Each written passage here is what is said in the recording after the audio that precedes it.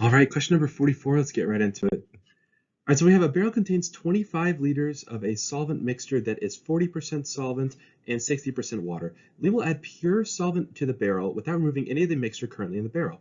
So the new mixture will contain 50% solvent and 50% water. How many liters of pure solvent should Lee add to create this new mixture? All right, guys, so let's just start out by writing what we know. So we know that this barrel has 25 liters total, and we know that 40% of it is solvent. So that means that if I multiply it by 0.4, I will get 10 liters of solvent. I'll call it S, okay? Well, actually, let me rewrite it up here. I'm going to say S equals 10 liters, okay? This is the initial, so I'll just call it S sub I.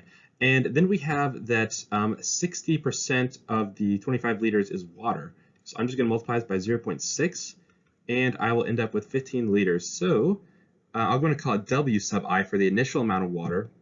It's going to be 15 liters.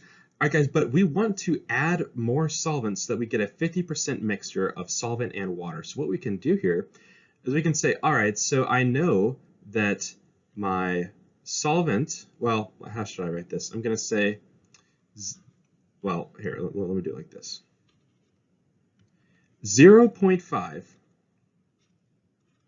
multiplied by the total volume, which is going to be 25 liters, plus some new amount of solvent that I'm adding. So well, actually, here, I'll call it V sub S for that amount of solute volume that I'm adding. So this entire thing right here, this has to equal, let's see here, my initial amount of solvent plus the new amount of solvent, okay?